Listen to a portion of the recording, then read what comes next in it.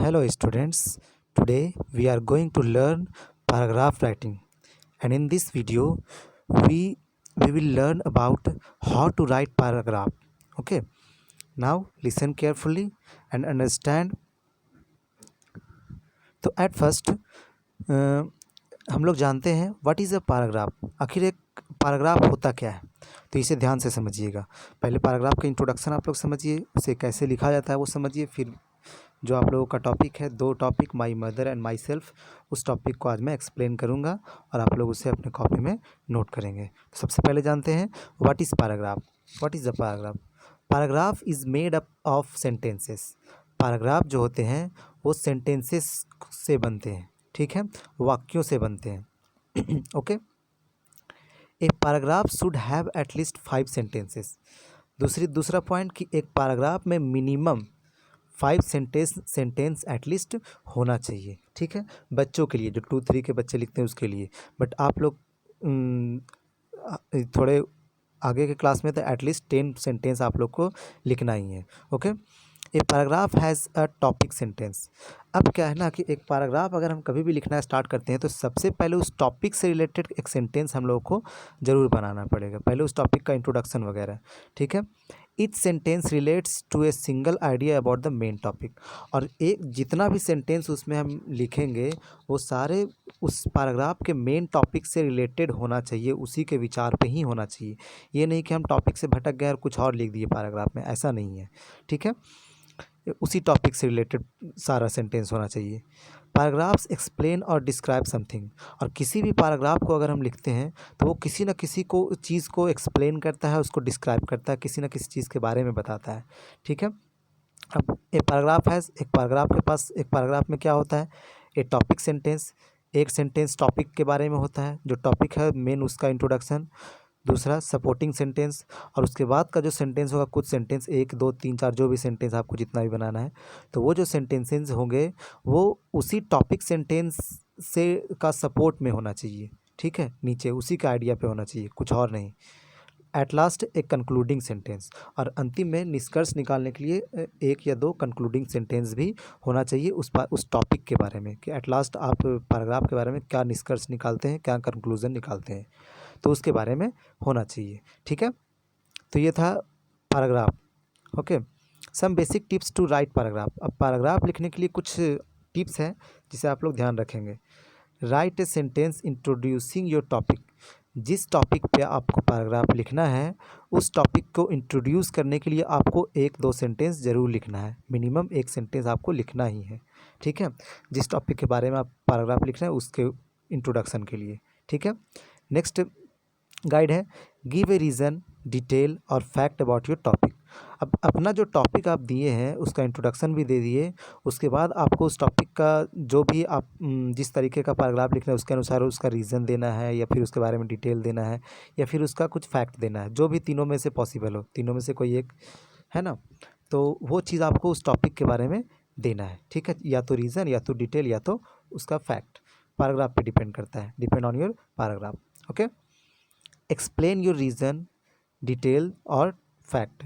और जो रीज़न और डिटेल या फैक्ट आप दिए हैं उसको आपको एक दो सेंटेंस में एक्सप्लेन करना है, मिनिमम 1 सेंटेंस में, ठीक है। तो ये करना है। At last right A closing sentence that retails your topic sentence. अब क्या करना है कि जो टॉपिक सेंटेंस जो हम लोगों ने इंट्रोडक्शन सेंटेंस जो बनाया था, टॉपिक सेंटेंस जितना भी अभी तक हम लोगों ने लिखा, उसके बारे में एट लास्ट क्लोजिंग सेंटेंस बनाना है। मीन्स जो उसी के बारे में एट लास्ट निष्कर्ष के रूप में, कंक्लूज़न के रूप में आपको उस पैराग्राफ में बताना है, ठीक है, कंक्लूज़न देना है उस टॉपिक के ऊपर, ठीक है।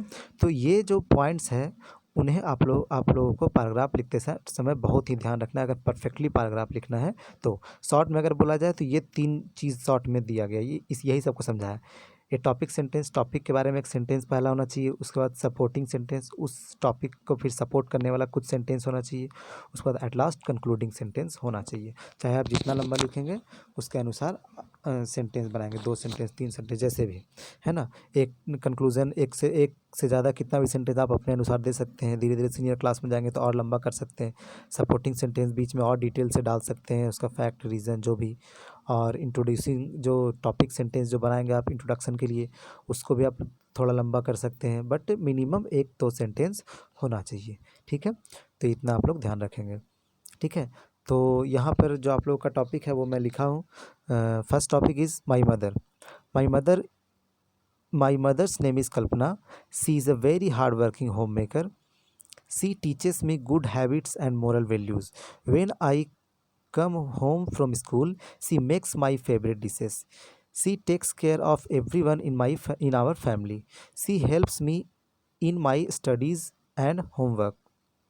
She recites poems with me and gets my school uniform ready for the next day.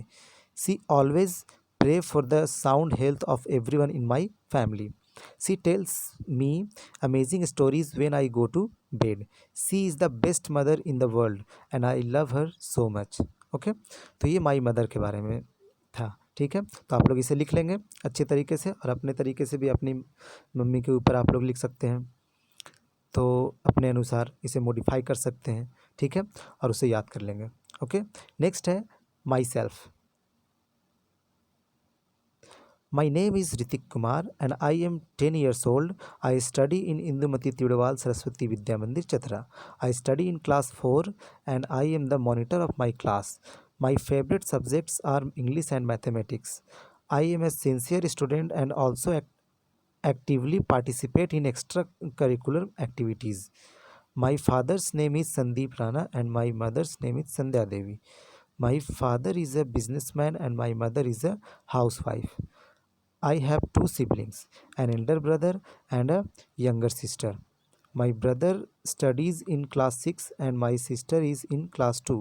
My hobbies include playing cricket and watching cartoons.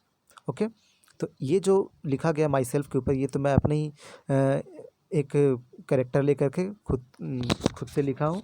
तो आप इसे अपने अनुसार, अपने नाम के अनुसार, अपने हॉबी और अपने तरीके से आप इसे मॉडिफाई करेंगे। ठीक है, ये बस एग्जाम्पल के रूप में मैं आप लोगों को पैराग्राफ लिखा कैसे जाता है उसके बारे में मैं आपको समझाना चाह रहा था। ठीक है, तो आई होप आप लोगों को पैराग्राफ राइटिंग समझ में आया होगा। ठीक है, और इन दोनों पैराग्राफ्स में जो वर्ड्स या जो सेंटेंस आप लोगों को समझ में नहीं आया, उसे आप बेझिझक पूछिए, है ना, मैं समझा दूंगा। ओके, और आज के वीडियो में इतना ही। Thank you very much.